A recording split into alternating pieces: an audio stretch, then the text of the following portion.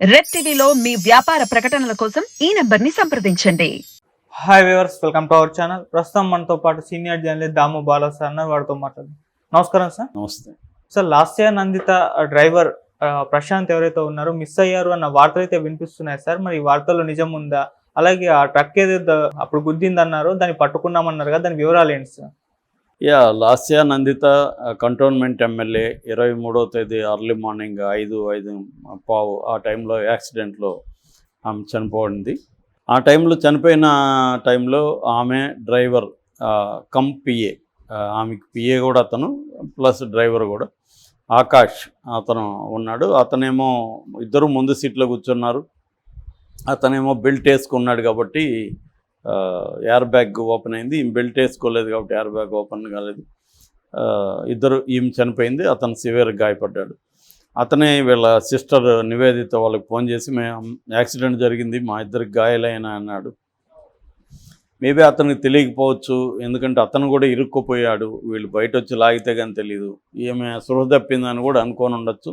ఏదేమైనా అతను అలాగ ఫోన్ చేశాడు. అప్పటి నుంచి అతను 108కి ట్రై చేస్తున్నారు. వీళ్ళ ఇద్దరు సిస్టర్స్ కూడా ఈమెతో వెళ్ళారు.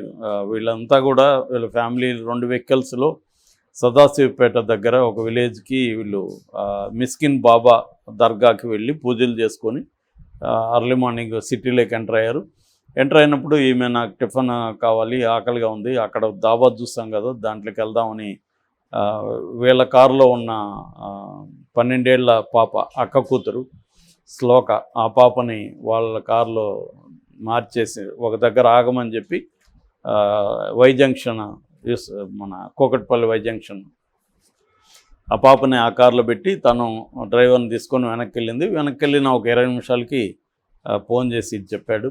దాంతో అక్కడి నుంచి ఇంకా అంబులెన్స్ రావడం, అతన్ని లాగడం, ఈ లోపల పోలీసులు రావడం, ఈమె చనిపోయిందని అంబులెన్స్లో టెక్నీషియన్లు చెప్పడం.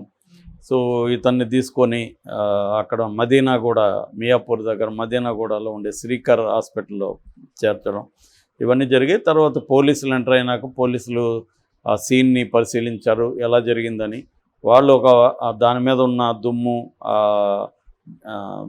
పెయింట్ లాంటిది ఆ కారు మీద ఉన్న ఇవన్నీ చూసి టిప్పర్ని ఢీకొని ఉండి, ఎందుకంటే అంత పెద్ద ప్రమాదం రైలర్ని ఢీకొంటే కలగదు, ఖచ్చితంగా ఏదో స్ట్రాంగ్ వెహికల్ని ఢీకొని ఉండొచ్చు.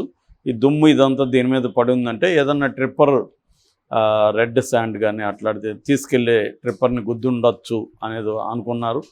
దాని నుంచి వాళ్ళు ఆ దిక్కుగా టిప్పర్స్ ఎగ్జిట్ ఉంటుంది కాబట్టి టోల్ ఎగ్జిట్ దగ్గర సీసీటీవీలని పరిశీలించారు.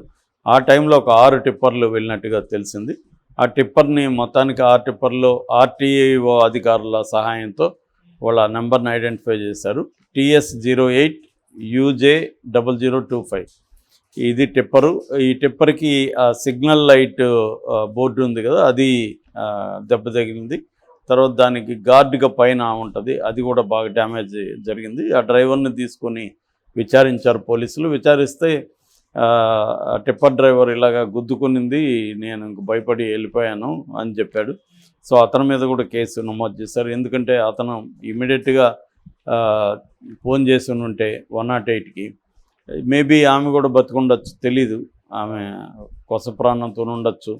వాళ్ళని అప్పుడే కానీ చేస్తుంటే, ఎందుకంటే లేట్ అయింది, వీళ్ళకి అసలు ఆ డ్రైవర్కి చాలాసేపు 108 దొరకలేదు.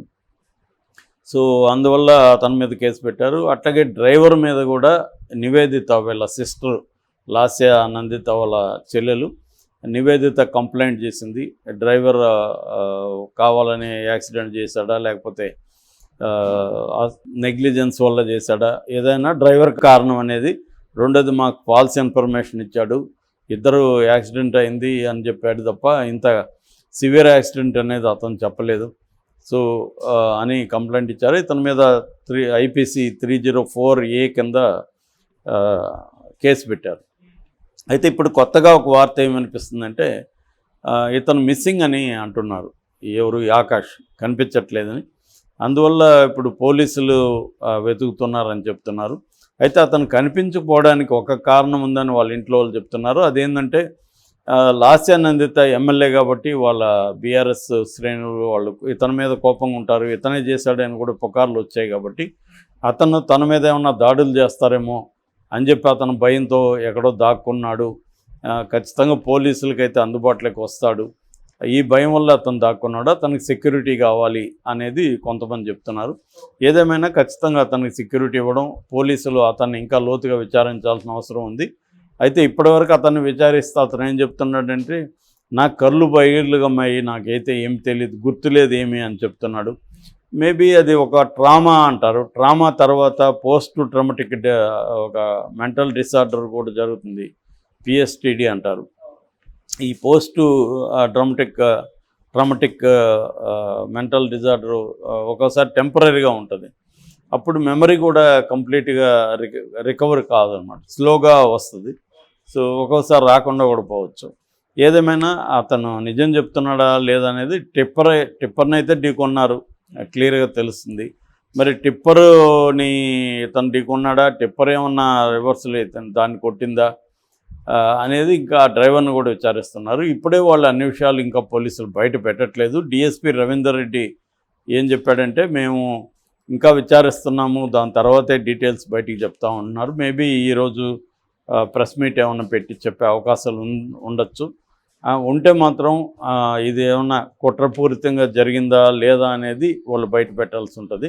ఆల్రెడీ ఇంట్లో వాళ్ళు కూడా ఆందోళన వ్యక్తం చేస్తున్నారు. అట్లాగే ఈ లాస్యనందితకు తెలిసిన వాళ్ళు కూడా కొన్ని డీటెయిల్స్ ఇస్తున్నారు. వాళ్ళు చెప్పేది ఏంటంటే ఇతను పిఏ, ఇతను యాక్చువల్గా కానిస్టేబుల్ ఎగ్జామ్ రాశాడు, పాస్ అయ్యాడు, అతను పోస్ట్ కోసం వెయిటింగు, అవి రాలేదు, పెండింగ్ పడింది.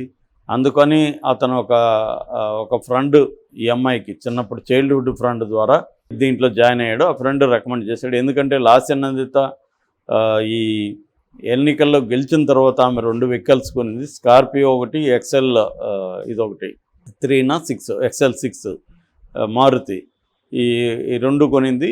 అక్కడేమో ఆమె నల్గొండ సభ నుంచి రిటర్న్ వస్తున్నప్పుడు నార్కట్పల్లి దగ్గర ఆటోని గుద్దుకొని అందులో ఒక హోమ్ గార్డ్ కూడా చనిపోయాడు ఆ యాక్సిడెంట్లో.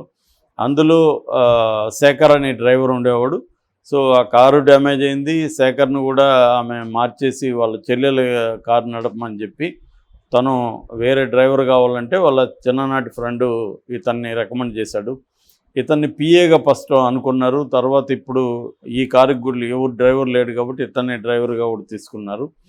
సో అలాగా ఇతను నిజానికి ఇతనికి ప్రొఫెషనల్ డ్రైవర్ కాదు ఇతను, కాబట్టి ఇతను అది చెప్పి క్లియర్గా డ్రైవర్గా ఉండకుండా ఉండాల్సింది.